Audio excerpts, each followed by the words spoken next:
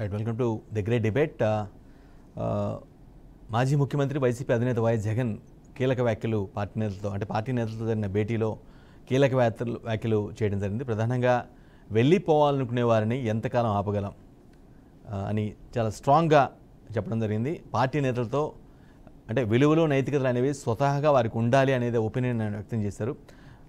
వెళ్ళిపోయేవారు వెళ్తారు, బలంగా నిలబడగలే వారు మాత్రమే తనతో ఉంటారు అని స్పష్టంగా చెప్పడం జరిగింది. పార్టీలో తాను తన అమ్మ మాత్రమే, వారిద్దరితోనే మొదలైన పార్టీ అధికారంలోకి రావడం జరిగింది. 5 ఏళ్ళు రూల్ కూడా చేశామని. సో ఇటువంటి నేపథ్యం ఉన్న పార్టీకి కొంతమంది వెళ్ళిపోతామని, లేదంటే గెలిచిన ఎమ్మెల్యేలు పోతారని, లేదంటే పార్టీలో సీరియస్గా పనిచేసిన వ్యక్తులందరూ కూడా వెళ్ళే పక్క చూపులు చూస్తున్నారనే ఒక వాదనలు ఏవైతే చర్చ జరుగుతుందో వాటికి చెక్ పెడుతూ ఆయన చాలా స్పష్టమైన క్లియర్మైనటువంటి వ్యాఖ్యలు చేయడం జరిగింది. అవసరమైతే మళ్ళీ మొదటి నుంచి ప్రారంభిస్తామని, ఎందుకంటే తమ పార్టీ ప్రస్థానం మొదలైందే ఒక్కరితో అని, ఆ తర్వాత ఇద్దరు, ఆ తర్వాత ఆల్మోస్ట్ 151 వరకు కూడా వెళ్ళాము అనేది ఆయన వాదన. సో ఒకరిద్దరు వెళ్ళినా, లేదంటే ఉన్న ఎమ్మెల్యేలు వెళ్ళినా, పార్టీలో కీలకంగా పనిచేసిన వ్యక్తులు వెళ్ళినా కూడా తాను భయపడేది ఏమీ లేదని, గతంలో 22 మంది ఎమ్మెల్యేలు అనే విషయం కూడా 23 మంది ఎమ్మెల్యేలు అంటే 2014-19 మధ్య 23 మంది ఎమ్మెల్యేలు వెళ్ళిపోయారనే విషయాన్ని కూడా ఆయన గుర్తు చేయడం జరిగింది. ఏం జరిగినా సరే పార్టీకి అయితే ఏం కాదు, తను మళ్ళీ పునర్నిర్మించుకుంటానని, ఇబ్బంది లేదని చాలా స్పష్టంగా పాయింట్అవుట్ చేయడం జరిగింది. రైట్, ఇదొక ఆస్పెక్ట్. అయితే ఇంకొక ఆస్పెక్ట్, మాచర్ల మాజీ ఎమ్మెల్యే పిన్నెల్లి రామకృష్ణారెడ్డిని ఆయన ఈరోజు జైల్లో పరామర్శించడం జరిగింది. జైల్లో పరామర్శించిన తర్వాత కూటమి ప్రభుత్వంపై చాలా కీలకమైనటువంటి వ్యాఖ్యలు కూడా చేయడం జరిగింది. ఇదొక ఆస్పెక్ట్. అంటే ఆయన్ని పరామర్శించడంపై కూడా కొంత భిన్నవాదాలు నిలిపిస్తున్నారు. అఫ్కోర్స్ ఆయన గతంలో పార్టీ నేతగా 20 ఏళ్ళుగా పార్టీ నేతగా ఉన్నాడు. అదేవిధంగా 4 సార్లు ఆ పార్టీ తరఫున గెలిచారు కాబట్టి ఆబ్వియస్గా కొంత అటాచ్మెంట్ ఉంటుంది కాబట్టి మరి వెళ్ళి ఉండొచ్చు. బట్ ఆయన వెళ్ళటం వెనక్కి కూడా అంటే ఈవీఎంని ఎన్నికల సంఘం చాలా ప్రతిష్టాంగా నిర్వహించినటువంటి ఎన్నికల ప్రక్రియని తృణప్రాయంగా లెక్కలేని తనగా వ్యవహరించిన వ్యక్తిని ఏ విధంగా పరామర్శిస్తారు, ఏ విధంగా మీరు వెళ్తారు అనే విషయాన్ని టీడీపీ నేతలు చాలా స్ట్రాంగ్గా పాయింట్అవుట్ చేసిన పరిస్థితి కూడా కనిపిస్తుంది. రైట్, 5 ఏళ్ల పాటు రాష్ట్రాన్ని వెళ్ళి 151 సీట్లతో చాలా బలంగా పార్టీని ఫామ్ చేసి అంటే అధికారంలోకి వచ్చి 5 ఏళ్ల పాటు రూల్ చేసిన వ్యక్తి ఈ విధంగా కొంత నైరాశ్యంతో ఈ విధంగా వెళ్తే తనకి ఇబ్బంది లేదని, అఫ్కోర్స్ అక్కడ కొంత సెల్ఫ్ కాన్ఫిడెన్స్ కనిపిస్తుంది. At the same time I don't care అన్న విధానం కూడా కనిపిస్తూ ఉంది. రైట్, ఇదే అంశంపై డిబేట్ చర్చించబోతున్నాం. డిబేట్లోకి వెళ్లే ముందు ప్రధానంగా వైసీపీ నేత వెంకటలక్ష్మి గారు, వైసీపీ నుంచి వెంకటలక్ష్మి ఉన్నారు, అదేవిధంగా జనసేన నుంచి రాయపూడి వేణు, టీడీపీ నుంచి సురేంద్ర నాయుడు గారు కూడా ముగ్గురు సిద్ధంగా ఉన్నారు. డిబేట్ స్టార్ట్ చేసే ముందు ఒకసారి పిన్నెల్లి రామకృష్ణారెడ్డిని పరామర్శించిన తర్వాత, మాచర్ల మాజీ ఎమ్మెల్యేని పరామర్శించిన తర్వాత వైఎస్ జగన్ కూటమి ప్రభుత్వం గురించి ఏమన్నారు, ఎటువంటి వ్యాఖ్యలు చేశారో ఒకసారి విని చూసి స్టార్ట్ చేద్దాం. ఎమ్మెల్యే అక్కడికి వెళ్ళి హత్యాయత్నం చేశాడట. అదే పోలింగ్ బూత్ 10 పోలింగ్ బూతులు హత్యాయత్నం చేసినాడంట. ఎవడన్నా బుద్ధునోడు ఎవడన్నా నమ్మదానికి ఉందయ్యా? ఎవడన్నా ఎమ్మెల్యే అనేవాడు అక్కడికి పోయినప్పుడు వాళ్ళు చేస్తూ ఉన్న రిగ్గింగు, ఎమ్మెల్యే దానికి అడ్డుకునే కార్యక్రమం చేస్తూ ఉంటే ఎమ్మెల్యే అక్కడికి పోయి ఎమ్మెల్యే హత్యాయత్నం చేస్తాడా? చెప్పడానికైనా హద్దు పొద్దు ఉండాలి కదా. 10 రోజుల తర్వాత ఎమ్మెల్యే హత్యాయత్నం చేశాడని చెప్పి కేసు పెడతారు 10 రోజుల తర్వాత. ఇప్పుడు నిజంగానే అటువంటి ఇన్సిడెంట్ జరిగిందంటే సిట్టు 17వ తారీఖు నుంచి మే 17వ తారీఖు నుంచి 20వ తారీఖు లోపల మధ్యలో ఇచ్చిన రిపోర్ట్లో ఆ సిట్లో అది చెప్పాలి కదా, ఇట్లా జరిగింది, ఎమ్మెల్యే అనే వ్యక్తి హత్యాయత్నం చేసే కార్యక్రమం చేశాడు అని చెప్పి రావాలి కదా. మరి ఎందుకు సిట్ రిపోర్ట్లో రాలేదు? ఈ రకంగా ఒక మనిషిని కేవలం 4 సార్లు ఎమ్మెల్యే, తాను 2000 కన్సిస్టెంట్గా 4 సార్లు ఎమ్మెల్యే గెలిచాడు. 2009లో గెలిచాడు, 2011లో గెలిచాడు, 2014లో గెలిచాడు, 2019లో గెలిచాడు. ఒక మనిషి కన్సిస్టెంట్గా 4 సార్లు ఎమ్మెల్యేగా గెలుస్తూ వస్తున్నాడు అని అంటే ఆ మనిషి మంచోడు కాబట్టే గెలుస్తూ వచ్చాడు, ఆ మనిషి మంచోడు కాబట్టే ప్రజలు ఆశీర్వదిస్తూ వచ్చారు. అటువంటి వ్యక్తిని తీసుకొని వచ్చి తప్పుడు కేసులలో ఈ మాదిరిగా బిగించడం ఎంత మటుకు ధర్మం? ఈరోజు ఒక్క రామకృష్ణారెడ్డి ఒక్క పరిస్థితే కాదు, రాష్ట్ర వ్యాప్తంగా ప్రతి గ్రామంలోనూ కూడా ఇదే కార్యక్రమాలు జరుగుతూ ఉన్నాయి. ప్రతి ఒక్కరూ కూడా వాళ్ళ స్థాయిలో రెడ్ బుక్స్ అని చెప్పి రెడ్ బుక్లు పెట్టుకొని ఉన్నారు. చంద్రబాబు నాయుడు స్థాయిలో చంద్రబాబు నాయుడు ఒక రెడ్ బుక్, లోకేష్ స్థాయిలో లోకేష్ ఒక రెడ్ బుక్, ఎమ్మెల్యే స్థాయిలో ఎమ్మెల్యే ఒక రెడ్ బుక్, మండల స్థాయిలో మండల నాయకుడు ఒక రెడ్ బుక్, గ్రామ స్థాయిలో గ్రామంలో ఇంకో రెడ్ బుక్, గ్రామ స్థాయిలో ఇంకో నాయకుడు, గ్రామ స్థాయిలో ఇంకో రెడ్ బుక్లలో పెట్టుకొని ఏం చేస్తూ ఉన్నారు? అతి దారుణంగా అన్యాయంగా ఆస్తులు ధ్వంసం చేస్తూ ఉన్నారు. రాష్ట్రం మొత్తం దాన్ని చూస్తూ ఉంది, కానీ ఎవడు మాట్లాడడం లేదు. ఈ మాదిరిగా నువ్వు ఒక్కరివే చేస్తావు అనుకుంటా ఉన్నావు. ఇదే మాదిరిగా కొనసాగితే రాష్ట్రంలో ఒక తప్పుడు సాంప్రదాయానికి నువ్వు నాంది పలుకుతా ఉన్నావు. నువ్వు వేసే ఈ బీజం, నువ్వు వేసే ఈ తప్పుడు సాంప్రదాయం, రేపొద్దున నువ్వు వేసే ఈ బీజం చెట్టు అవుతుంది. రేపొద్దున నువ్వు ఏదైతే ఇత్తుతావో అదే పండుతుంది. రేపొద్దున మళ్ళీ మీ గ్రామాలలో మీ కార్యకర్తలకు ఇదే పరిస్థితినే, ఇదే మాదిరిగానే మళ్ళీ జరిగే కార్యక్రమాలు కూడా జరుగుతాయి. అటువంటి తప్పుడు సాంప్రదాయాలు దయచేసి ఇప్పటికన్నా ఆపండి. దయచేసి దీనికి ఫుల్ స్టాప్ పెట్టే కార్యక్రమం ఖచ్చితంగా చేయండి చంద్రబాబు అని చెప్పి సందర్భంగా మరొక్కసారి చంద్రబాబును ఈసారి హెచ్చరిస్తున్నామని కూడా చెప్తా ఉన్నాం. ఈసారి కోరడం లేదు, హెచ్చరిస్తున్నామని కూడా చెప్తా ఉన్నాం. ఇదే మాదిరిగా జరుగుతూ పోతూ ఉంటే మాత్రం ఎవరైనా కూడా ఊరుకునే కార్యక్రమం జరగదు. రియాక్షన్ అనేది ఖచ్చితంగా ఉంటుందని కూడా చంద్రబాబు నాయుడు సందర్భంగా గట్టిగా చెప్తాం. రైట్, అది చాలా స్పష్టంగా మాజీ ముఖ్యమంత్రి వైసీపీ అధినేత క్లియర్ కట్గా చెప్తున్నారు. మీరు తగ్గించకపోతే నెక్స్ట్ టైం మేము కూడా అదే చేసేస్తాం. మీకు ఏదైతే జరిగిందో ఇప్పుడు మాకు ఏదైతే జరుగుతుందో మీకు కూడా నెక్స్ట్ ఇన్ కేసు మేము అధికారంలోకి వస్తే సేమ్ సీన్ రిపీట్ అవుతుందని ఒక హెచ్చరిక కూడా జారీ చేస్తున్నారు. అంతేకాదు గ్రామాల్లో కానీ వైసీపీ నేతల కార్యకర్తల ఆస్తులపై దాడి చేస్తున్నారని, ఏ పార్టీకి అంటే ముఖ్యమంత్రి ఒక రెడ్ బుక్, లోకేష్ బుక్ ఒక రెడ్ బుక్, లేదంటే Pawan Kalyan book red book maintain చేస్తున్నారని, ఇది వాంటెడ్గా కక్షపూరితంగా చేస్తున్నారనే పాయింట్ని ఆయన పాయింట్ చేస్తున్నారు. రైట్, వెంకటలక్ష్మి గారు మనతో పాటు ఉన్నారు వైసీపీ నుంచి. వెంకటలక్ష్మి గారు, ఎందుకు 151 సీట్లతో చాలా పవర్ఫుల్గా అధికారంలోకి వచ్చి 5 ఏళ్ళు రూల్ చేసినటువంటి వ్యక్తి ఈ విధంగా కొంత నైరాశ్యానికి గురైనట్టుగా అర్థమవుతుంది. మీ పార్టీ నేతలతో ఉంటే ఉండండి, పోతే పోనండి, నాకు పెద్ద ఇబ్బంది లేదు, మళ్ళీ నిర్మించుకుంటాము, మళ్ళీ చేస్తాను అనే ఒక కాన్ఫిడెన్స్ అయితే కనిపిస్తుంది. కానీ ఎందుకు అటువంటి పరిస్థితి వచ్చింది అనుకుంటావాలి?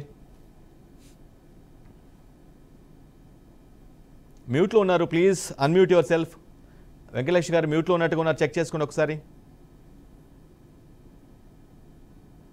అందరికీ నమస్కారం.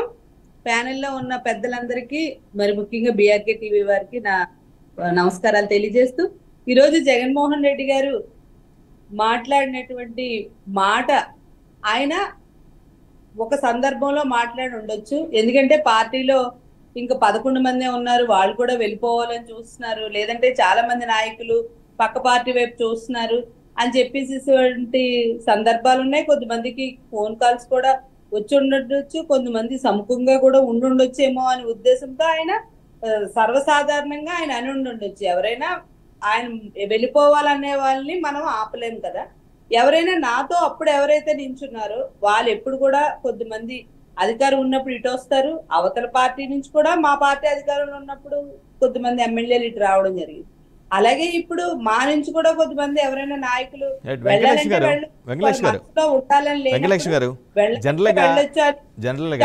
జనరల్గా కొత్త ప్రభుత్వం వచ్చినప్పుడు మా ప్రభుత్వం మారిన తర్వాత ఒకరిద్దరు పోయిన తర్వాత, లేదంటేనో ఆ ప్రయత్నాలు చేస్తుంటేనో, లేదంటే ఆ పార్టీ నెక్స్ట్ అధికారంలో ఉన్నటువంటి ప్రభుత్వ అధినేత ఎవరైతే ఉంటారో అతన్ని కలవటం వల్ల ఇలా జరిగిన తర్వాతనే ఈ కామెంట్స్ చేస్తూ ఉంటారు. కానీ అదేం జరగకుండానే ముందుగానే ఎందుకు అటువంటి కామెంట్స్ చేయాల్సి వచ్చింది? అది జరగలేదని మీరెలా చెప్తారు? చాలా మంది మా ఎమ్మెల్యేస్ కాల్స్ వచ్చాయి, ఎంపీలకు కూడా కొంతమంది కాల్స్ వచ్చాయి, ఆయన నోటీస్ కూడా అది రావడం జరిగింది. కానీ చాలా మంది రామని చెప్పడం జరిగింది. కొద్దిమంది మరి ఇటు అటుగా ఉన్నారేమో, మరి ఆయన నోటీస్ కి తెలిసి ఉంటుండొచ్చు. అందుకనే మనం ఆయన చెప్పారు ఏంటంటే, ప్రేమగా నేను ఫస్ట్ ఒక్కడనే, మా అమ్మ నేనే ఉన్నాం, అప్పటి నుంచి ఇప్పటి వరకు పోరాడుతూనే వచ్చాం, ఇప్పుడు కూడా వెళ్ళిపోవాలని అనుకునే వాళ్ళ గురించి మాట్లాడారు ఆయన తప్ప ఉన్న వాళ్ళని పోతే పొండి ఉంటే ఉండండి అని ఉన్న వాళ్ళ గురించి ఆయన మాట్లాడలేదు. వెళ్ళిపోవాలని అవతల పార్టీతో ఎవరైతే ఆశపడుతున్నారో, ఎవరైతే పొత్తు పెట్టుకోవాలని చూస్తున్నారో, ఎవరైతే వాళ్ళ పెట్టిన ప్రలోభాలకు ఎవరైనా కానీ సముఖంగా కానీ ఉన్నట్టు మరి ఆయన నోటీస్ లో ఉన్నదేమో వాళ్ళకి చెప్పారు తప్పితే పార్టీలో ఉన్న వాళ్ళకి కానీ, పార్టీలో ఆయనతో పాటు ఉన్న వాళ్ళకి కానీ ఉంటే ఉండండి పోతే పొండి అని చెప్పేటువంటి పరిస్థితి అది కాదు. క్యాజువల్ గా ఇప్పుడు జరుగుతున్న దాన్ని బట్టి ఆయన మాట్లాడేది తప్ప ఉన్న వాళ్ళని వెళ్ళిపోమని చెప్పడం అనేది మాత్రం ఆయన ఉద్దేశం అయితే కాదండి. రైట్, 151 నుంచి 11కు పడిపోయినటువంటి పరిస్థితి మీకుంది. కానీ మళ్ళీ అది బూస్టప్ అవ్వటం కానీ, లేదంటే మళ్ళీ ఆ సంఖ్య పెరగటం కానీ అటువంటి పరిస్థితి అసలు గ్రౌండ్ లెవెల్లో ఉందనుకోవాలా? లేదు అనేది కొంతమంది ఒపీనియన్.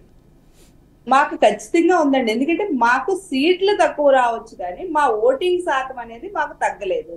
3 పార్టీలు కలిపి పోటీ చేస్తే వాళ్ళకి 46%. ఇదే విషయం వెంకటలక్ష్మి గారు ఒక పాత అంశాన్ని గుర్తు చేస్తూ ఉన్నాను. ఇదే అంశం 2019 తర్వాత టీడీపీ చాలాసార్లు 100 సార్లు చెప్పింది, మాకు సీట్లు రాలేదు, ఓట్లు మాత్రం బాగా వచ్చాయి, 40% వచ్చానంటే చాలా లెక్కలేనితనంగా మాట్లాడారు. మీకు గుర్తుందో లేదో మీ పార్టీ నేతలు, ఓడిపోయిన వాళ్ళు ఇదే మాట చెప్తారులే అని అన్నారు. గుర్తుందో లేదా మీకు? కానీ ఇప్పుడు మళ్ళీ మీరు అదే దాన్ని అందుకున్నారు.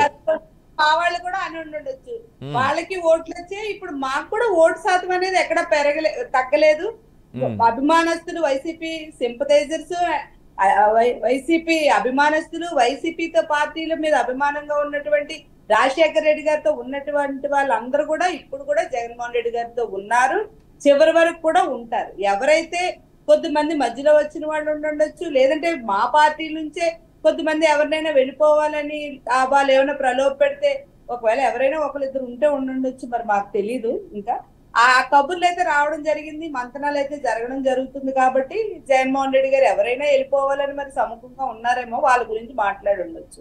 తప్పితే మేము మాత్రం ఓటు శాతం మాది అలాగే ఉంది. మేము కూడా చూస్తా ఉన్నాం, ఎందుకంటే ఆయన నాయకత్వంలో మా వల్ల ఏమైనా తప్పులు జరిగాయా, లేదంటే మా ప్రభుత్వంలో ఏదైనా కార్యకర్తల పట్ల కానీ, అలాగే వాలంటీర్ వ్యవస్థ వల్ల కానీ, అలాగే ఏదైనా ఇబ్బందులు ఏమైనా ఉన్నాయనేది మేము కూడా అంత సమీక్షలు చేసుకుంటూ ఉన్నారు. ఏదనేది కరెక్ట్ చేసుకోవాలని ఏమైనా చిన్న ఉన్నా కూడా ముందుకు వెళ్తా ఉన్నాం. మేమైతే ఖచ్చితంగా 2029లో మాత్రం మేము అధికారం సాధిస్తామనే ధీమా మా అందరికీ కూడా ఉంది, ఖచ్చితంగా సాధిస్తాం కూడా. ఎందుకంటే వీళ్ళు ఇచ్చినటువంటి సూపర్ 6 కూడా ఎప్పుడెప్పుడు అమలు చేస్తారని కూడా మేము చూస్తా ఉన్నాం. అప్పటికే 1 నెల అయింది ఇవాళకి, దాని గురించి కూడా మేము ఎదురు చూస్తాం. రైట్. ఇందాక మీరు మీ పార్టీ అధినేత చాలా ఓపెన్ స్టేట్మెంట్ ఇచ్చారు, ఓపెన్ వార్నింగ్ ఇచ్చారు. మీరు ఈ విధంగా ఆపపోతే మేము అధికారంలోకి వచ్చిన తర్వాత మేము కూడా ఖచ్చితంగా చేసి తీరుతామని చెప్పగానే చెప్పేశారు. ఈ తీరుని జనాలు యాక్సెప్ట్ చేస్తారా? జనాలు యాక్సెప్ట్ చేస్తారా? అంత ఓపెన్గా స్టేట్మెంట్ ఇచ్చారు. అంటే ఆయన చెప్పింది అలా చెప్పలేదండి, మేము అధికారంలోకి వచ్చిన తర్వాత ఇలాగే చేస్తామని చెప్పండి. ఇప్పుడు వాళ్ళు దాడులు చేస్తున్నారు, వచ్చి వాళ్ళు కేసులు అన్యాయంగా బనాయిస్తున్నారు, వాళ్ళు కొట్టి మా వాళ్ళ మీద కేసులు పెడుతున్నారు, వాళ్ళు వచ్చి దౌర్జన్యం చేస్తా ఉన్నారు. అలాంటి పరిస్థితుల్లో ఇదే సంస్కృతి మీరు ఇలాగే కొనసాగిస్తే ఇదే సంస్కృతి కొనసాగుతుంది అని చెప్పేసి సాగించాలనా మీ ఉద్దేశం అని చెప్పి అన్నారు. కానీ ఎదుటి వాళ్ళు ఒక 10 దెబ్బలు కొడితే ఎదుటోడు ఒకటైనా కొడతాడు కదా, దానికి అధికారం వరకు వచ్చే వరకు ఎందుకండి? ఇప్పుడు కూడా ఎదురు తిరుగుతాం, పోరాడతాం అన్యాయం గురించి. అందుకనే మా నాయకుడు ఈ రోజు బయటకు వచ్చి మాట్లాడడం అంటూ జరిగింది. ఎందుకంటే అన్యాయం జరుగుతుంది కనుక ఆయన మాట్లాడాడు. తప్పితే మేము అధికారంలోకి వచ్చిన తర్వాత సేమ్ ఇలాగే మేము మంచి వాళ్ళని కొట్టి కేసులు పెడతాం, లేని కేసులు పెడతాం అని చెప్పే విధంగా మాత్రం మా నాయకుడు మాట్లాడలేదు. రైట్. సో టీడీపీ నుంచి సురేంద్ర నాయుడు గారు ఉన్నారు. సురేంద్ర నాయుడు గారు, వైసీపీ అధినేత వైఎస్ జగన్ చేసిన వ్యాఖ్యలు, అంటే పార్టీ ఇంటర్నల్ మీటింగ్లో చేసిన కామెంట్స్ కావచ్చు, పిన్నెల్లి పరామర్శ తర్వాత కూటమి ప్రభుత్వంపై చేసిన కామెంట్స్ కానీ, వీటిని ఎలా చూస్తారు మీరు? ముందుగా మీకు ప్యానల్లో ఉన్నటువంటి మిత్రులకి, అదేవిధంగా బీఆర్కే న్యూస్ వీక్షిస్తున్నటువంటి ప్రేక్షకులకి నమస్కారం తెలియజేసుకుంటూ, ఇప్పుడు ముందుగా పార్టీ నిర్మాణం గురించి చెప్పారు ఆయన. పార్టీ నేను ముందు ఎలా వచ్చాను ఏమి అనేది దాని గురించి చెప్పిన తర్వాత మళ్ళా పిన్నెల వ్యాఖ్యల మీద చెప్తా. ఇప్పుడు ఆయన ఆ రోజు పరిస్థితి వేరే, పార్టీ ఏదైతే వైసీపీ పార్టీ పరిస్థితి ఆ రోజు వేరే, వైఎస్ జగన్ పరిస్థితి ఆ రోజు వేరే. ఈ రోజు వైసీపీ పరిస్థితి వేరే, వైఎస్ జగన్ పరిస్థితి వేరే. ఆ రోజు ఒక శవాన్ని ముందర పెట్టుకొని తండ్రి లేని బిడ్డ అని ప్రజల్లోకి వచ్చినాడు.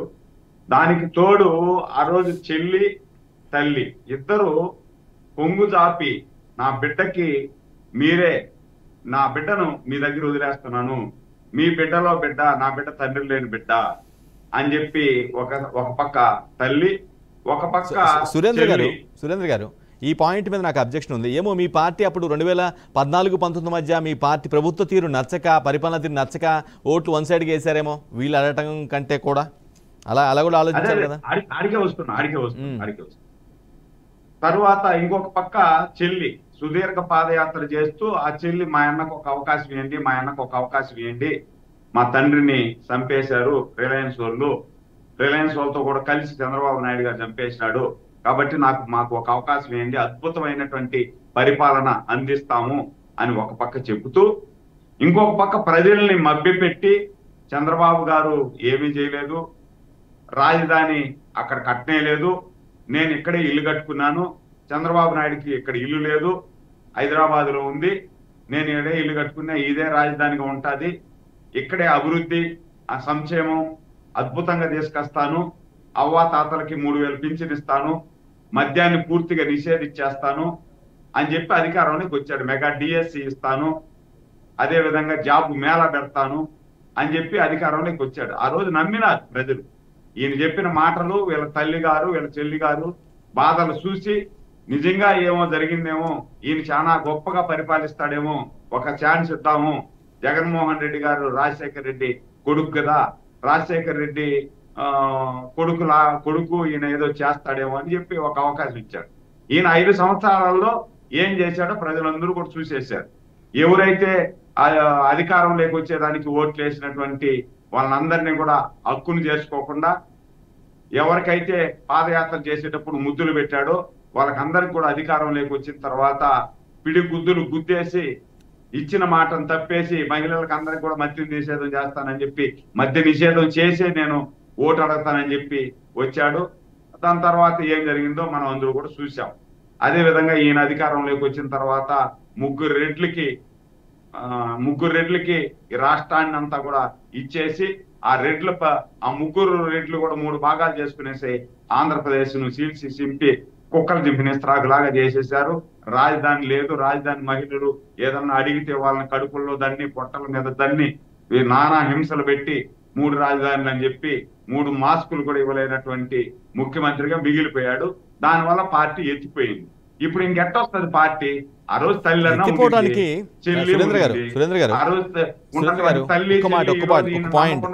వెళ్ళిపోయారు. సురేంద్ర గారు, పార్టీ ఎత్తిపోవడానికి అంత ఈజీ కాదేమో. ఎందుకంటే జస్ట్ లైక్ మీకులానే మీకు 23 సీట్లు వచ్చాయి, వీళ్ళకి 11 సీట్లు వచ్చాయి, బట్ ఓట్ పర్సంటేజ్ ఆల్మోస్ట్ ఈక్వల్గానే ఉంది. అంటే మీ ఏ విధంగా అయితే మీరు పడిపోయి ఎలా కోలుకున్నారో అలానే జరిగే ఛాన్సెస్ ఉన్నాయి కదా ఇక్కడ కూడా. మన దానికి చాలా డిఫరెన్స్ ఉంది సార్. మన 46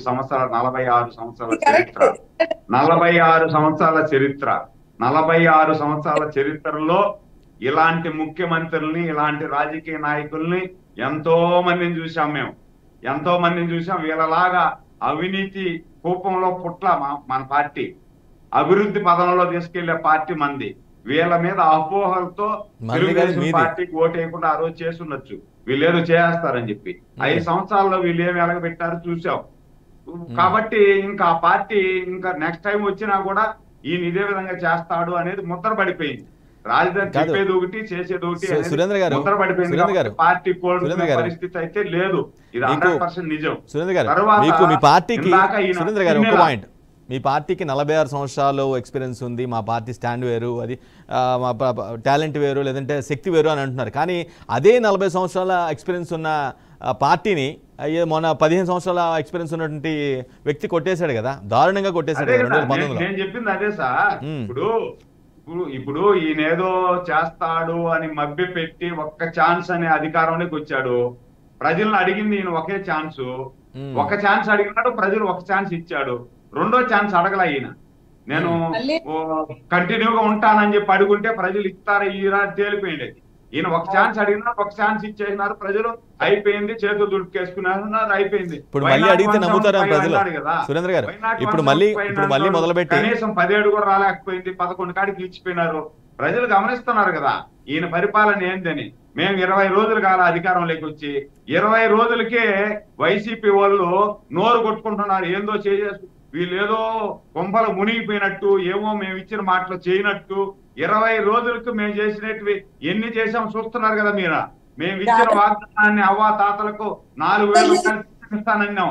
3 నెలలకు ముందు నుండి మీరు ఆపేసినటువంటి పింఛన్ కూడా ఎగేసి 7,000 రూపాయలు అవ్వా తాతలకి పింఛన్ టెన్షన్గా 1వ తేదీ ఇంటి వద్దకు చేర్చినాం. ఏది ఒకే రోజులో. మీరు వాలంటీర్లు 2 లక్షల మంది వాలంటీర్లు పెట్టుకొని కూడా 2 రోజులు 3 రోజులు పడతా ఉండే. మేము ఒక్క రోజే వాలంటీర్లు ఎవరో అవసరం లే, ఓన్లీ ఎవరైతే సచివాలయం ఉద్యోగస్తులు ఉన్నారో సచివాలయం ఉద్యోగస్తులు పెట్టుకొని ఒక్క రోజులో కంప్లీట్ చేసాం పింఛన్లు అవ్వాతాతలకు ఇంటికి తీసుకెళ్లి. అది కూడా 4,000 రూపాయలు. సురేంద్ర గారు ఒక్క మాట, సురేంద్ర నాయుడు గారు కాలంలో పూర్తిగా ఏదైతే మేము 6 వాగ్దానాలు ఇచ్చామో ఈ 6 వాగ్దానాలు తూచా తప్పకుండా నెరవేర్చి ఈ వైసీపీకి మైండ్ బ్లాంక్ అయ్యేట్టుగా చేసే తెలుగుదేశం పార్టీ. ఆ రోజు చూస్తారు వీళ్ళు. రైట్, సురేంద్ర నాయుడు గారు ఒక్క మాట సురేంద్ర గారు ఒకే మాట. సరే, ఇంటి వద్దే మేము పనిచేసాము అని అంటారు, బట్ ఇంటి వద్దే పెన్షన్ల పంపిణీ అనే ఒక నెవర్ బిఫోర్ ఐడియా మాత్రం ఇంట్రడ్యూస్ చేసింది మాత్రం ఆ పార్టీ అధినేత. మీరు అవునన్నా కాదన్నా వైసీపీ అధినేతని వైఎస్ జగన్ మెచ్చుకోవాల్సింది, అవునా కదా? ఇప్పుడు ఎవరో ఒక్కొక్క ఐడియా ఇస్తా ఉంటారు, ఒక్కొక్క ఐడియా చేస్తా ఉంటారు. ఆ ఐడియాని కంటిన్యూ చేయాలి కదా. ఆయన ఒకడే చేసేసాడు ఇంటి వద్దకే పింఛన్లు అని చెప్పి అదేదో పెద్ద కనకారం లాగా సంకలు గుద్దుకోవడం కాదు కదా. ఇలాంటి కార్యక్రమాలు లక్షలు చేశాం మేము ఇలాంటి కార్యక్రమాలు. కాబట్టి అదేదో ఒక కార్యక్రమం చేసేసి దాన్ని ఏదో ఒకటి జరుగుతూ ఉంటది. ఒక మంచి కార్యక్రమం, మంచి సంప్రదాయం. ఒక వ్యక్తి ఇంట్రడ్యూస్ చేస్తే అపోజిషన్ క్యాండిడేట్ ఇంట్రడ్యూస్ చేసిన దాన్ని కొనసాగించడం మంచి సంప్రదాయం, నో డౌట్. లేకపోతే లేదు అని చెప్పి మనం 3 నెలల్లో దాదాపు 36 మంది చంపేసినారు వీళ్ళు పింఛన్ కోసం. ఈరేమో అని చెప్పి అందరిని ఎత్తి ముసలి వాళ్ళందరినీ ఎత్తి మంచాన్ని వేసుకొని వచ్చి లాగేసి వాళ్ళ ప్రాణాలు తీసేసి 36 మంది సావు కారమైన వాళ్ళు వైసీపీ పార్టీ వాళ్ళు ఆగడాలు చేస్తున్నారు. ఇవన్నీ చూస్తున్నారు కదా ప్రజలు. ఇప్పుడు ఎవడైనా కూడా ఒక అధికారంలో ఉన్నటువంటి ముఖ్యమంత్రి, ఒక మంచి పాలన అందించే ముఖ్యమంత్రి, చేత అయినటువంటి ముఖ్యమంత్రి, పసుండే ముఖ్యమంత్రి సీట్లో ఉంటే కింద ఉన్నటువంటి అధికారులు గాని నాయకులు గాని పర్ఫెక్ట్ గా పనిచేస్తారు. పనిమంతుడు ముఖ్యమంత్రి అయితే గత ప్రభుత్వంలో అధికారులు పనిచేయలేదా? సురేంద్ర గారు, మీరు చెప్పిన పాయింట్ ప్రకారం గత ప్రభుత్వంలో అధికారులు పనిచేయలేదా? అధికార యంత్రాంగం ఏ విధంగా ఉంటుంది అనేది ఎగ్జాంపుల్ జగన్మోహన్ రెడ్డి గారు. కాబట్టి అర్థమైపోయింది అందరికి, ప్రజలకి. ఇకపోతే మీరు ఇంకొక మాట అడిగారు పిన్నెల గారిని గురించి. పిన్నెల గారిని ఆయన ఏమన్నా శ్రీరామచంద్రుడా? పిన్నెలు ఏమన్నా శ్రీరామచంద్రుడా సార్? మనంతా చూసాం కదా మనం, ఆయన ఎంత వీర విహారం చేశాడో. 4 సార్లు గెలిచిపోయినాడు. ఈయన పక్కన కొత్తను పెట్టుకొని మీటింగ్ లో చెప్పాడు, అమాయకుడు పిన్నెల రామకృష్ణారెడ్డి చాలా సాధు జంతువు అని చెప్పి ఆయన భుజం తట్టి చెప్పాడు. ఎలక్షన్ లో చూసాం కదా మనం, ఈవీఎంలు పాల్గొట్టేదే కాదు, బయట వచ్చి ఒక మహిళ ఎందుకు మీరు ఈ విధంగా చేస్తున్నారని అడిగితే మహిళని ఎంత దుర్భరంగా వేధించాడో చూసాం. అదే విధంగా అదే నియోజకవర్గంలో చంద్రయ్య అనే ఒక కార్యకర్త, తెలుగుదేశం పార్టీ కార్యకర్త, తెలుగుదేశానికి పనిచేయడమే ఆయన చేసిన తప్ప. చంద్రయ్య అనే కార్యకర్త తెలుగుదేశం కోసం పనిచేయడమే ఆయన చేసిన తప్ప. రోడ్డు మీద పోతా ఉంటే అక్కడ ఉన్నటువంటి ఎంపీపీ, జడ్పీటీసీ వీళ్ళందరూ కలిసి ఏటను కోసినట్టు రోడ్డు మీద పనుకోబెట్టి జై జగన్ వదిలేస్తామంటే ఒక శక్తివంతమైనటువంటి నాయకుడిగా ప్రాణం వదిలేస్తానే కానీ ఇలాంటి దుర్మార్గుడికి జై చెప్పను, చంద్రబాబు నాయుడు గారు జై, తెలుగుదేశం జై అనేసి గొంతు కొయించుకుని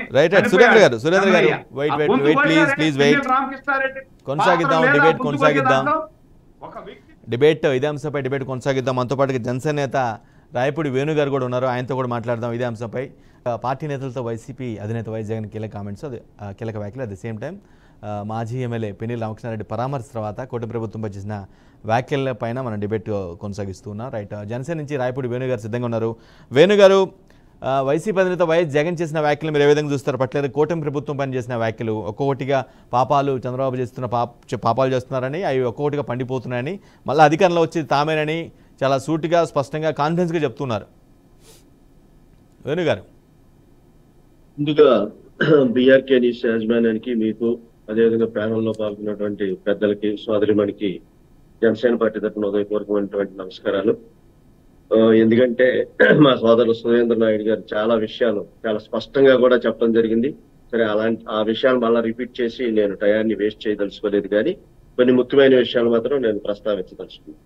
ఎందుకంటే ప్రధానంగా ఏదైతే ఆయన 3642 కిలోమీటర్లు తిరిగి ఆంధ్ర రాష్ట్రం అంతా కూడా నన్ను నమ్మండి, ఒక్కసారి నన్ను ఆశీర్వదించండి అని చెప్పి ఆయన ప్రజలకి లేనిపోయినటువంటి మాటలు చెప్పి, దాదాపుగా ఆయన అధికారంలోకి వచ్చిన తర్వాత ఆయన ఏదైతే చెప్పాడో ఆ 9 నవరత్నాలన్నిటి కూడా నవరంధ్రాలు పడిపోయే వరకు కూడా 5 సంవత్సరాలు ప్రజలు వెయిట్ చేయటం జరిగింది.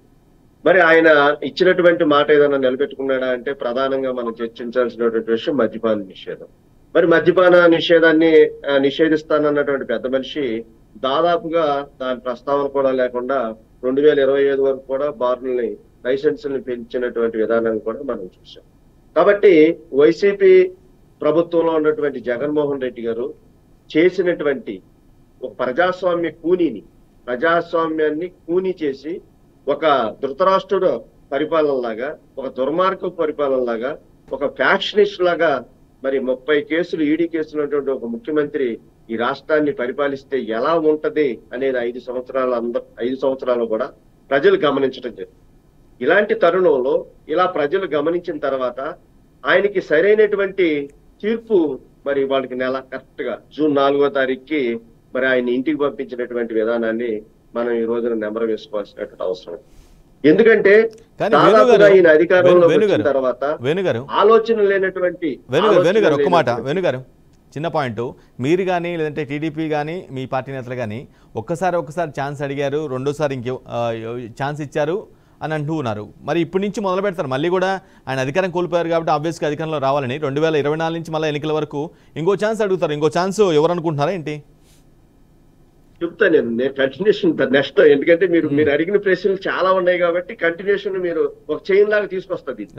అలాంటి పరిస్థితుల్లో రాష్ట్రాన్ని ఆయనకి అప్పచెబితే దాదాపుగా 13 లక్షల కోట్ల రూపాయల అప్పుని ఆంధ్రప్రదేశ్ లో చేసి రేపు పుట్టబోయేటువంటి బిడ్డకి, కడుపులో ఉన్నటువంటి బిడ్డకు కూడా 5 లక్షల అప్పు చేసినటువంటి ఈ మహాత్ముడిని ఇంటికి పంపించేసినటువంటి పరిస్థితి చాలా గొప్ప విషయం. ప్రజలు మంచి నిర్ణయం తీసుకున్నారు. ఇది ప్రజల విజయం.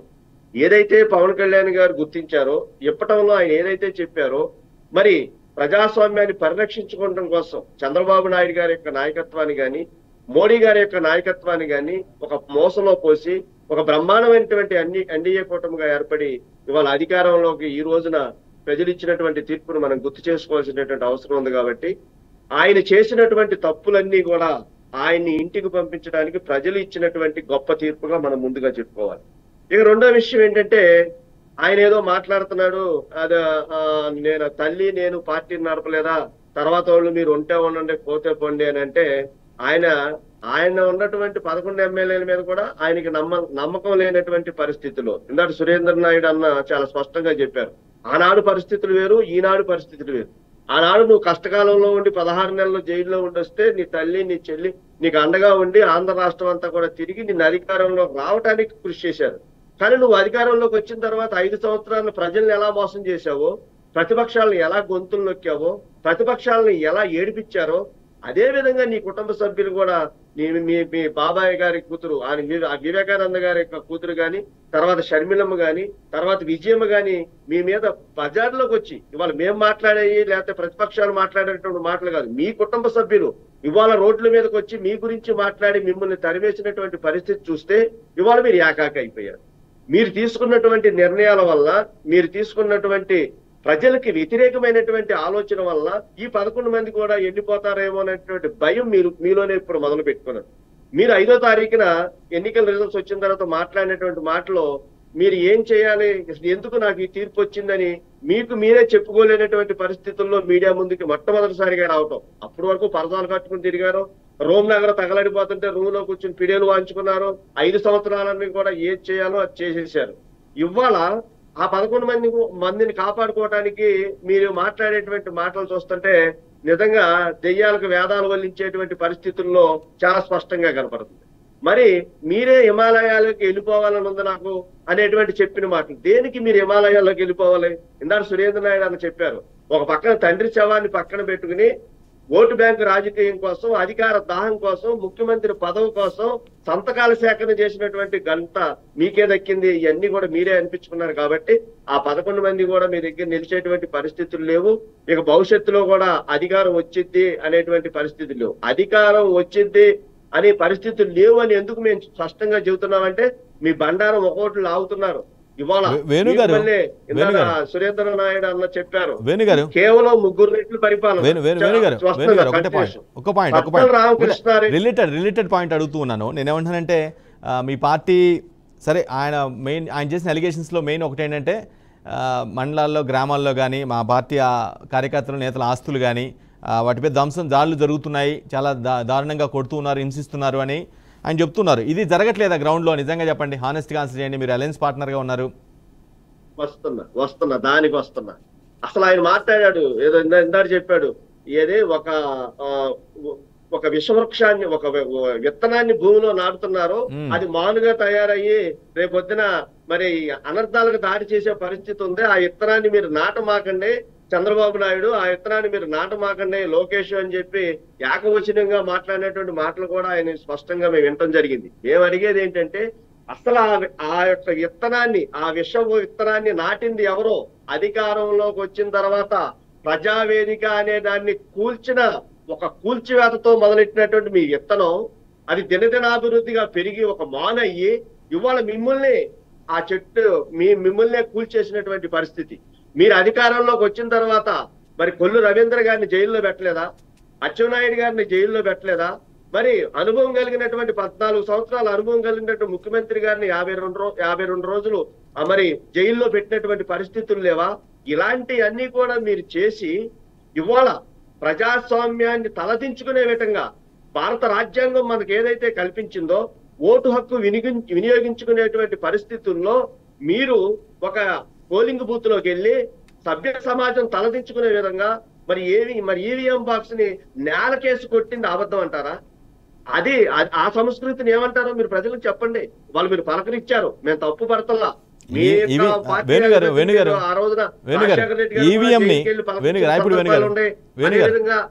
వేణుగారు ఈవీఎంని పగలగొట్టారు, అది సాక్ష్యం ఉంది కాబట్టి జైల్లో పెట్టారు, జైలుకి తీసుకెళ్లారు, పోలీసులు అరెస్ట్ చేశారు, అదంతా ఒక ఎత్తు అని ఒకసారి అనుకుందాం. బట్ మీరు చెప్పిన ముగ్గురు ఎవరైతే అరెస్ట్ అయ్యారో సేమ్ అదే కేసులో టీడీపీ నుంచి అరెస్ట్ అయిన వ్యక్తులు కూడా కొంత ఏదైనా చేసి ఉంటే, ఏదైనా అవకతవకలు ఉంటేనే చేశారేమో, అలా ఎందుకు అనుకోవట్లేదు? కక్షపూరితం. ఆయన నేర్పిందే. ఆయన నేర్పినటువంటి అధికారంలోకి వచ్చిన తర్వాత మేము అదే చెప్తున్నాం, మీరు అధికారాన్ని సాఫీగా చేయలా. అది కక్షపూరితం అంటారు కానీ తప్పు జరగలేదు అంటారు. కక్షపూరితం అంటారు. వాతావరణంతో మీరు ఉన్నటువంటి ఎవరైతే నోరు తెరిచి అడుగుతున్నారో వాళ్ళు అనగదొక్కాలనేటువంటి ఉద్దేశంతో ప్రతిపక్షాలని గొంతులు కొయ్యాలనేటువంటి పరిస్థితుల్లో రాజ్యాంగం కల్పించినటువంటి స్వేచ్ఛా స్వాతంత్రాలనేటువంటి ప్రాథమిక హక్కుని మీరు అణిచివేయటం నిజం కాదా అని చెప్పి వాళ్ళు మీరు ప్రజలకు చెప్పాలి. మీరు మీ బీఆర్కే న్యూస్ ద్వారా మేము చెబుతున్నాం. ఆయన ఇచ్చేటువంటి హెచ్చరికంట ఎవరైనా సరే దాన్ని ఆలోచించండి, పరిశీలించండి అని చెబుతారు. కానీ ఆయన హెచ్చరిస్తున్నాడంటే ఆయన యొక్క ధోరణి మారినటువంటి పరిస్థితులు లేవు.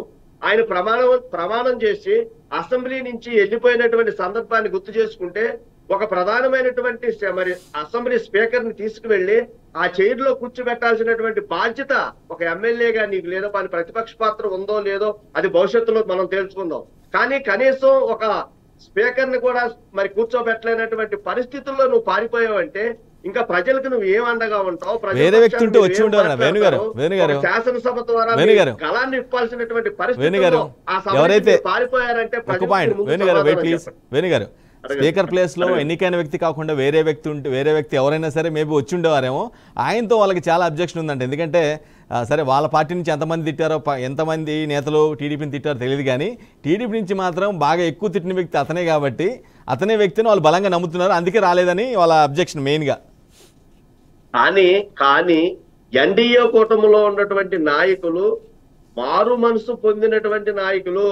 ఎందుకంటే మా పవన్ కళ్యాణ్ గారు చెప్పారు, 13వ తారీఖు వరకు నాలో ఉన్నటువంటి ఆవేశం వేరు, జగన్ అనేటువంటి ఒక దుర్మార్గుడిని దించడం కోసం నేను నా యొక్క ఆవేశం, నా యొక్క కక్షని నేను ప్రజలకు తెలియజేశాను.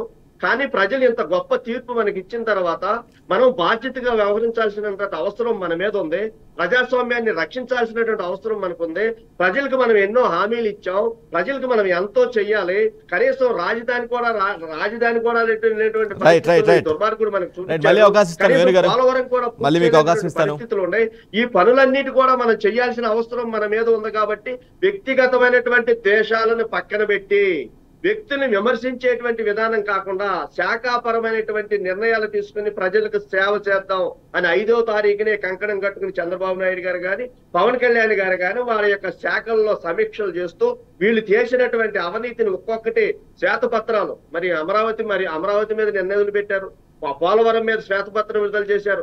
స్వచ్ఛాంధ్ర అండి, 1600 కోట్ల రూపాయలు ఉండాల్సినటువంటి డబ్బుల్ని 7 కోట్లు అట్టు పెట్టి అధికారులు పరిస్థితి మళ్ళీ అవకాశం ఇస్తాను. స్పష్టంగా కాబట్టి ఫైళ్లు తగలేశారు. ఇతర ప్యానలిస్ట్ కూడా మాట్లాడాలి. వేణుగారిని మీకు మళ్ళీ అవకాశం ఇస్తాను. వేణుగారు మళ్ళీ మీకు ఛాన్స్ ఇస్తాను.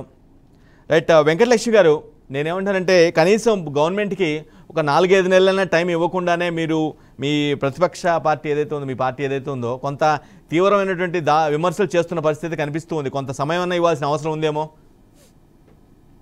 ఈ రోజు ఇప్పుడు డిబేట్ కి వచ్చిన నాయకులు కూడా మాట్లాడే విధానం ఇప్పుడు మీరు చూసారు. ఇప్పుడు జగన్మోహన్ రెడ్డి గారిని దుర్మార్గుడు అంటున్నారు, దుష్టుడు అంటున్నారు. మళ్ళీ ఇంక ఛాన్స్ రాదు, ఇంక మేమే ఎప్పుడెప్పుడు మేమే వస్తాం, మమ్మల్నే ప్రజలు గెలిపిస్తారని ఈ రోజు చెప్తా ఉన్నాం. ఈ రోజు గతంలో టీడీపీ పార్టీ స్థాపించిన ఎన్టీ రామారావు గారినే వెన్నుపోటు పొడిచిన చరిత్ర నారా చంద్రబాబు నాయుడు గారికి ఉంది. అప్పుడు 2014లో వీళ్ళు ప్రభుత్వాన్ని అధికారంలోకి ఇస్తే మీరెందుకు పోలవరం కట్టలేదు, మీరెందుకు రాజధాని కట్టలేదు, మీరెందుకు ఇచ్చిన హామీలని తొంగలోకి తొక్కి తర్వాత ఒక ఘోరమైనటువంటి ఓడిపోయారు మీరు. ఈ రోజు ముగ్గురు ఏకమై 3 పార్టీలు ఏకమై వచ్చారు కనుక కేవలం 5% ఓట్లతో మీరు ఈ రోజు అధికారం సాధించారు. సాధించి జగన్మోహన్ రెడ్డి గారు దుష్టుడు, జగన్మోహన్ రెడ్డి గారు దుర్మార్గుడు, మా నాయకుడే మంచోడు, మంచి పరిపాలన ఇస్తాడు అని చెప్తా ఉన్నారు కదా. రేపు ఈ రోజు మీరు అధికారంలోకి రారని ఒకే ఒక ఉద్దేశంతో నోటుకు వచ్చిన హామీలన్నీ ఈ రోజు మీరు ఇవ్వడం జరిగింది. జగన్మోహన్ రెడ్డి గారు తెగ అప్పులు చేశారు రాష్ట్రానికి అన్నారు. వచ్చిన వెంటనే మొన్న చంద్రబాబు నాయుడు గారు చేసింది ఏంటి? అది అప్పు కాదా? మనం తీసుకొచ్చింది ఏంటి? అది అప్పు కాదా? జగన్మోహన్ రెడ్డి గారు తెచ్చిన పథకాలు మీకు నచ్చలేదు, ఇంటికెళ్ళి పెన్షన్ ఇచ్చే పద్ధతి తెచ్చింది జగన్మోహన్ రెడ్డి గారు. మరి అదెందుకు మీరు అమలు చేశారు? వాలంటీర్లకు 10,000 రూపాయలు జీతం ఇస్తానన్నారు. ఏది? రేపు 1 తారీఖు 10,000 జీతం ఏది? తర్వాత వెంకటేష్ గారు మీరు చెప్పిన అంశాలు అమల్లోకి రావాలంటే అట్లీస్ట్ టైం ఇవ్వాలి కదా మీరు. వెంకటేష్ గారు మీరు చెప్పిన అంశాలు అన్ని కూడా మీరు ఏదైతే క్వశ్చన్ చేస్తూ ఉన్నారో అవన్నీ ఇంప్లిమెంట్ అవ్వాలంటే కొంత సమయం ఇవ్వాల్సిన అవసరం ఉంది కదా. 29 ఎలక్షన్ కి వెళ్తారా అని మేము కూడా ఎదురు చూస్తున్నాం. మీరు కూడా అప్పులతో రాష్ట్రాన్ని అభివృద్ధి పదంలో ఎలా నడిపిస్తారో ఉమ్మడి రాజధానిని వదిలేసి వచ్చినటువంటి ఘనత మీ నాయకుడు చంద్రబాబు నాయుడు గారిది. ఎందుకు వదిలేసి వచ్చారు ఉమ్మడి రాజధాని? రేపు మొన్న 2024 వరకు ఉన్నటువంటి ఉమ్మడి రాజధాని వదిలి వచ్చి నోటు కేసులో దొరికిపోయి ఈ రోజు వచ్చి మాదేదో ఘోరమైన ఓటం లాగా, మీదేదో మంచి ఓటం లాగా మీరు చెప్తున్నారు. మీ పరిపాలన 2014లో చూసి చీకొట్టారు 23 సీట్లతో. అదే పర్సెంటేజ్ ఓట్లు మీకు ఈ రోజు 3 పార్టీలు కలిసి వెళ్ళే, కానీ మాకేమి ఓటు పర్సెంటేజ్ తగ్గలేదే. మా అభిమానులు మాకు ఉన్నారు, మా పార్టీ సింపథైజర్స్ మాకు ఉన్నారు, జగన్మోహన్ రెడ్డి సంక్షేమ పథకాలు తిన్నటువంటి వ్యక్తులు మాకు కూడా ఉన్నారు. కాబట్టి ఎందుకు చూద్దాం, కొంచెం ముందుకెళ్తే తెలుస్తుంది. ఇల్లు అలగ్గానే పండగ అయిపోదు కదా. ఇప్పుడు నెల రోజులు అయింది కాబట్టి నెల రోజుల తర్వాత సూపర్ 6 నోటుకు వచ్చిన హామీలన్నీ ఇచ్చారు. ఏదండి 15 సంవత్సరాలు దాటినటువంటి వారికి 15 తర్వాత తల్లి దీవెన ఎంతమందికి ఉంటే అంతమందికి ఇస్తారు, సిలిండర్లు ఇస్తారు. అప్పుడు అది డబ్బులు పంచడం కాదు. జగన్మోహన్ రెడ్డి గారు డబ్బులు పంచితే అది డబ్బులు పంచడం. మరి మీరెందుకు అంత దమ్ముతో ఆ పథకాలు మార్చలేకపోయారు? అదే మేనిఫెస్టో మీరెందుకు వచ్చారు అని చెప్పి నెరవేర్చి మీరు మాట్లాడండి. ఈ రోజు ప్రజావేదిక కూల్చారని మనం మా వైసీపీ పార్టీ కార్యాలయాన్ని కూల్చారా మీరు? ఈ రోజు మీరు చేస్తున్నది ఏంటి? జగన్మోహన్ రెడ్డి గారు వేసినట్టు విషబేజం ఈ రోజు చెట్టే కూల్చేస్తుందని అన్నారు. మరి మీరెందుకు మరి మా వాళ్ళ మీద దాడులు చేస్తున్నారు? వచ్చినండి మీరు పాపం మీరు శాంతి స్వరూపులు కాబట్టి మీరు ఊరుకొని ఉండాల్సింది. మా వాళ్ళని ఎందుకు ఇళ్ల మీదకి వెళ్ళి కొడుతున్నారు? మా వాళ్ళని ఎందుకు కేసులు పెట్టి లోపలేస్తున్నారు? గెలిచారు కదా, పరిపాలన చేయండి. మీరు కక్ష సాధింపు చర్యలు చేయడం లేదు. ఆంధ్ర రాష్ట్ర ప్రజలందరూ కూడా చూస్తున్నారు. ఎందుకు ఏం చేస్తారని చెప్పేసి మిమ్మల్ని చూస్తున్నారు, మమ్మల్ని చూస్తున్నారు. జగన్మోహన్ రెడ్డి గారి నోట్లోంచి ఒక మాట మరి మీరెందుకు గతంలో మీ టీడీపీ ఎమ్మెల్యేలను కాపాడుకోలేకపోయారు? మరి ఇప్పుడు మా 11 మంది కూడా ఉండరని మీరే చెప్పేస్తున్నారు. మరి భయపడుతున్నారు కదా చూస్తున్నారు కాబట్టి మరి మీరు చెప్పేస్తున్నారు. వెంకటేష్ గారు మీ పార్టీ ఎమ్మెల్యేలు పోకముందే పక్క చూపులు చూడకముందే మీరు భయపడిపోతున్నారు కదా అనేది పాయింట్. ఇప్పుడు అన్ని కూడా మీరు చేస్తారు. సూపర్ 6 కూడా మీరు ఈ రోజు నుంచి మీరు అమల్లోకి తెచ్చేయడానికి మీరు అన్ని కూడా చేస్తున్నారు.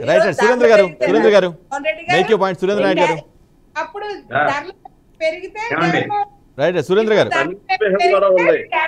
మాట్లాడతాను అంటున్నారు చంద్రబాబు నాయుడు గారు. రైట్ సురేంద్ర గారు ఎన్టీఆర్ మీద చెప్పులు విసిరించినటువంటి సంస్కృతి రైట్ టీడీపీ మీరు పార్టీ. వెంకటేష్ గారు మీరు గతానికి వెళ్తున్నారు, గతం వద్దు, సబ్జెక్ట్ స్టిక్ అవ్వండి. Venkatesh garu please requesting you, don't go to the past, please go with present. Personal గా దోషులను మాట్లాడే ముందు మీ నాయకుడి మీద, మీ నాయకుడు పెట్టలేని పార్టీకి మీ నాయకుడు సీఎం అయ్యాడు, కానీ మా నాయకుడు పెట్టిన పార్టీకి మా నాయకుడు సీఎం గా వచ్చినటువంటి ఒకే ఒక దమ్మున్నటువంటి మొనగాడు మా నాయకుడు. ఆ నాయకత్వంలోనే మేము పనిచేస్తాం. ఏమండి సురేంద్ర గారు 2029లో మీరు అనుకున్నట్టు రేపు మీరు సాధిస్తారు, మేము సాధిస్తాం. ప్లీజ్ వెంకటేష్ గారు మీరు వినాలి. Venkatesh garu please hold your self. Please Venkatesh గారు మీరు చెప్పేది వినాలి. మీరు వన్ సైడ్ కి చెప్పుకుంటూ కదా ఇతర ప్యానలిస్ట్ గారు మాట్లాడాలి. Venkatesh garu please wait your self.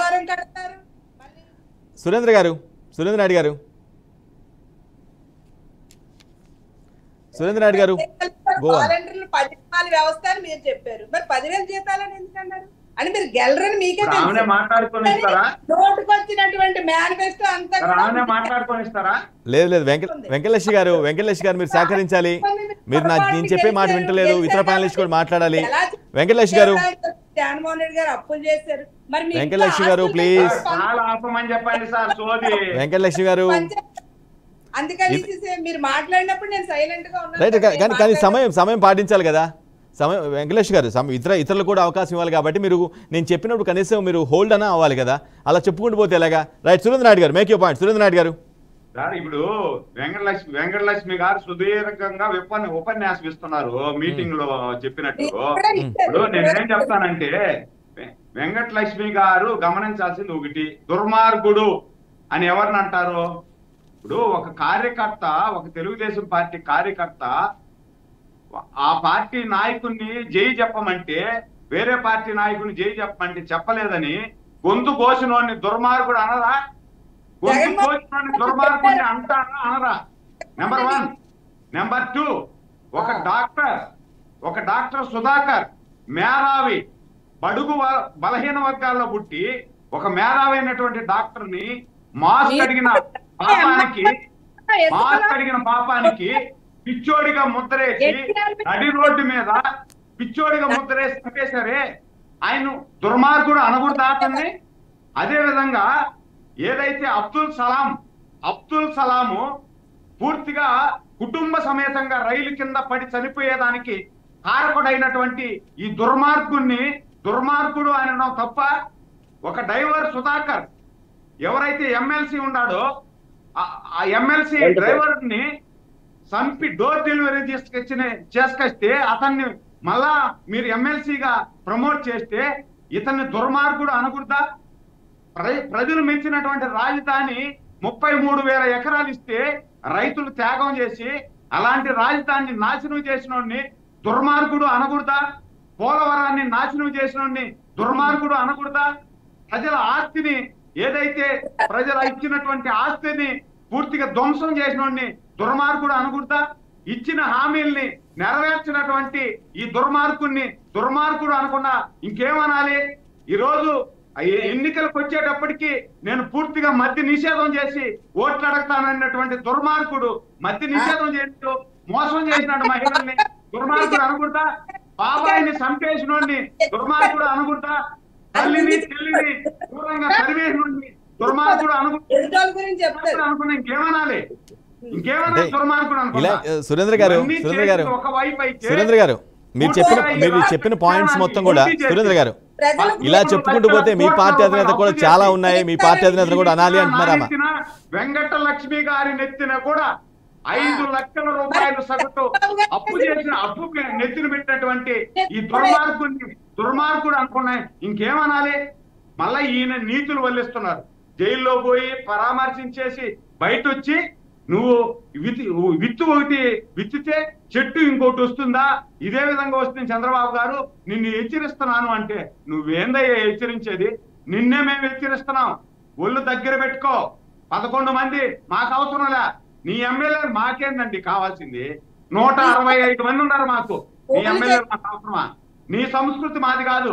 నీ ఎమ్మెల్యేలు మాకు ఎవడు చేరతానంటే కూడా వద్దన్నాడు చంద్రబాబు గారు. నిన్న స్టేట్మెంట్ చూడండి ఒకసారి.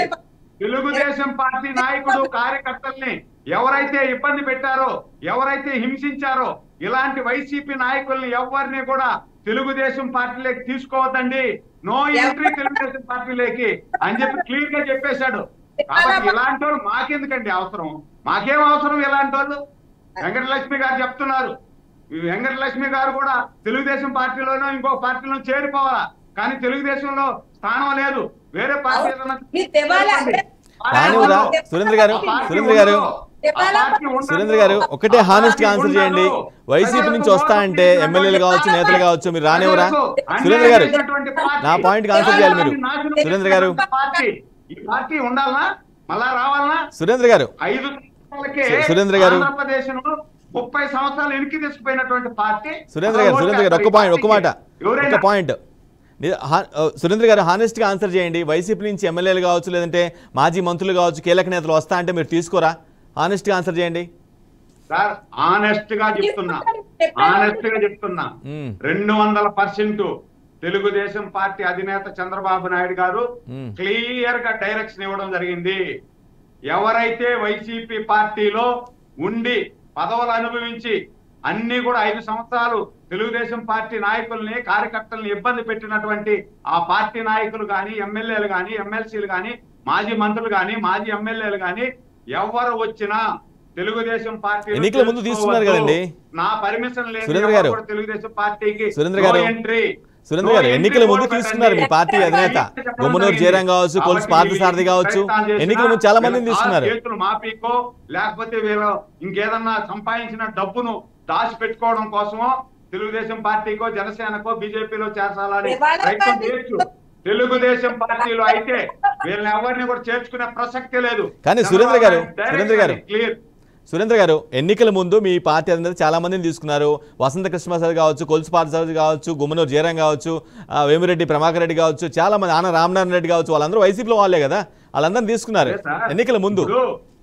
ఎవరైతే మేము తెలుగుదేశం పార్టీలో ఎన్నికలకు ముందు తీసుకున్నామో వాళ్ళందరూ కూడా దాదాపు 3-4 నెలలకు ముందు ఆ పార్టీ నచ్చక, ఆ పార్టీ మీద తిరుగుబాటు చేసి, ఆ పార్టీలో జరుగుతున్నటువంటి ప్రజా వ్యతిరేక విధానాలను విసుగు చెంది మా పార్టీలోకి వస్తామన్నారు. టికెట్ ఇవ్వలేదని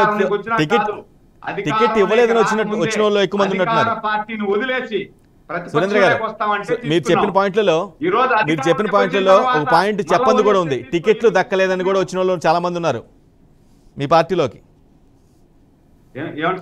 టికెట్లు దక్కక మీ పార్టీని ఆశ్రయించిన వాళ్ళు చాలా మంది ఉన్నారు వాళ్ళలో, అవునా కాదా? ఒప్పుకోండి. అవును, చాలా మంది.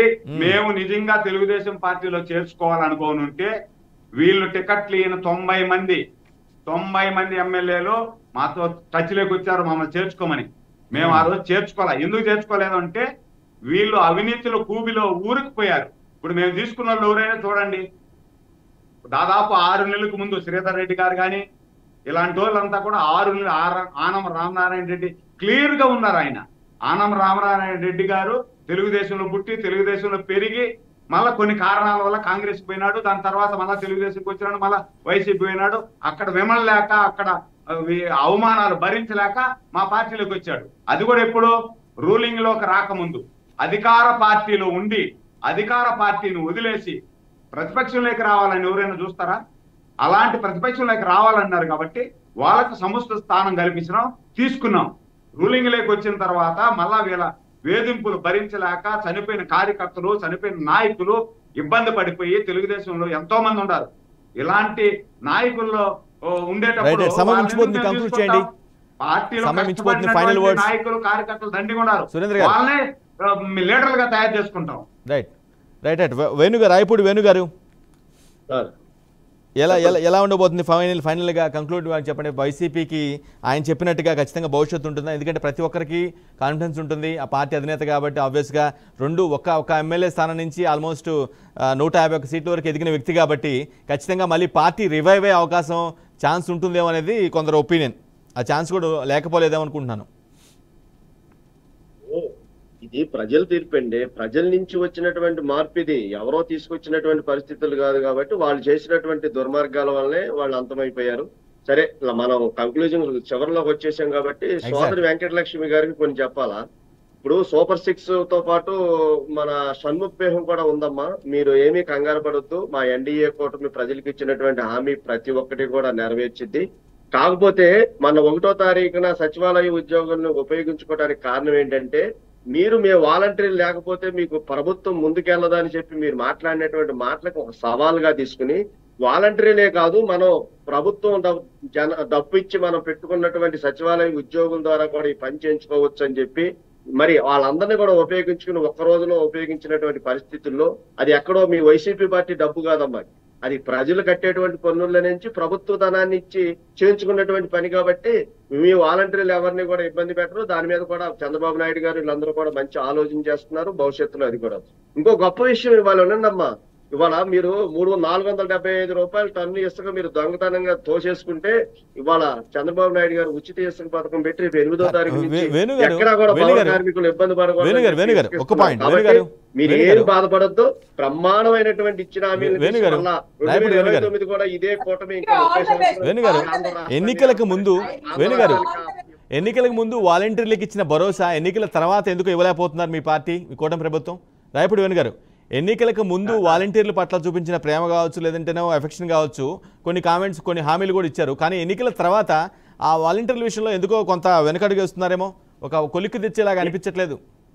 ఏం లేదు. ఆల్రెడీ చంద్రబాబు నాయుడు గారు నేను చాలా స్పష్టంగా చెప్పారు. వాళ్ళు ఏ రకంగా వాళ్ళని ఉపయోగించుకోవాలి, గ్రామానిక మండలానిక వాళ్ళ యొక్క పరిధులు ఏంటి, మనం ఇచ్చేటువంటి 10,000 రూపాయలు పెంచాం కాబట్టి వాళ్ళతో మనం ఎలా పని చేయించుకోవాలి అనేది స్పష్టమైనటువంటి ఆదేశాలు 2-3 రోజుల్లో వస్తాయి. ఎవరో కూడా కంగారు పడాల్సినటువంటి అవసరం లేదు. అసలు వైఎస్ఆర్సీపీ పార్టీ వాళ్ళు మాట్లాడేటువంటి అర్హత కూడా లేదని మాత్రం మేము చాలా స్పష్టంగా చెప్పగలం. ఎందుకంటే వాటికి నెల అయింది. బ్రహ్మాండంగా మేము చెబుతున్నాం ఇంకా 30 సంవత్సరాలు ఈ కూటమి ప్రజలకి అభివృద్ధితో కూడినటువంటి సంక్షేమాన్ని మాత్రం అందించిద్దని మేము చెప్తాం. రైట్. లక్ష్మి గారు, వెంకటలక్ష్మి గారు ఫైనల్ వర్డ్స్. వెంకటలక్ష్మి గారు కంక్లూడ్ రిమార్క్స్. వెంకటలక్ష్మి గారు ఫైనల్ గా కంక్లూడ్ చేస్తున్నాను. మీ పార్టీ తరపున మీ పార్టీ అధినేత చేసిన కామెంట్స్ మీద ఫైనల్ గా. మా పార్టీ అధినేత చేసినటువంటి కామెంట్స్ కాదు అవి. ఎవరైనా వెళ్ళాలనుకునే వాళ్ళని ఆపమని ఆయన క్యాజువల్ గా అన్నటువంటి మాటలు తప్ప ఉంటే ఉండండి పోతే పోండి అని చెప్పి ఎవరిని అనలేదు. మా పార్టీ నుంచి ఎవరు కూడా వెళ్ళాలని అనుకోవడం లేదు. మా పార్టీలో ఉన్న నాయకులు కానీ కార్యకర్తలు కానీ చాలా కాన్ఫిడెంట్ గా ఉన్నారు. సురేంద్ర గారు లాస్ట్ వర్డ్స్ కంక్లూడ్ చేయాలి. సురేంద్ర నాయుడు గారు వెరీ షార్ట్ టైం.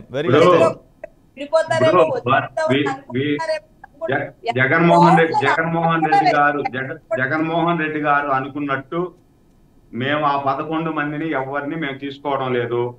వైసీపీ నుండి ఎంతమంది తెలుగుదేశంలో చేరాలనుకున్నా కూడా వాళ్ళందరికీ కూడా డోర్లు 2014 గుణపాఠం నేర్చుకున్నారంటారా? 2014-19 మధ్య గుణపాఠం నేర్చుకున్నారంటారా? నెంబర్ 2 వెంకటలక్ష్మి గారు కూడా గుర్తుపెట్టుకోవాలా, 1వ తేదీ ఉద్యోగస్తులకు జీతాలు ఇచ్చి 4.5 సంవత్సరాల తర్వాత కూటమి అధికారంలోకి వచ్చిన వెంటనే 1వ తేదీ ఉద్యోగస్తులకు జీతాలు ఇచ్చినాం. అది గుర్తుపెట్టుకోండి మీరు. Right. Thank you so much Surendra garu, Venkatalakshmi garu, Rayapudi Venu garu. సమయం మించిపోతుంది, కంక్లూడ్ చేస్తున్నారు. Thank you so much for valuable time. Right, ఇది what a the great debate. Of course party ఓడిపోయినంత మాత్రం, పతనం అయినంత మాత్రం మళ్ళీ రాలేదు, మళ్ళీ ఎదగలేదు అనే మాత్రం ఖచ్చితంగా అనుకోలేము. ఎందుకంటే లివింగ్ ఎగ్జాంపుల్ టీడీపీ కింద తీసుకోవాలి. 100కు పైన ఉన్నటువంటి టీడీపీ 23కు పడిపోయి 23 నుంచి మళ్ళీ సింగిల్గానే 133 వరకు వెళ్ళిందంటే చాలా గొప్ప విషయంగానే భావించాల్సి ఉంటుంది. సో ఏదైనా జరగవచ్చు, ఎలా అయినా అంటే మొత్తం అదంతా కూడా ప్రజల చేతిలో ఉంటుంది. ఎన్నికల సమయంలో ప్రజలు ఏ విధంగా డిసైడ్ చేస్తారనేది. రైట్, ఇది వాటి ది గ్రేట్ డిబేట్. మరో డిబేట్లో మళ్ళీ కలుద్దాం. అప్పుడు చూస్తూనే ఉండండి BRK న్యూస్ తెలుగు సత్తా.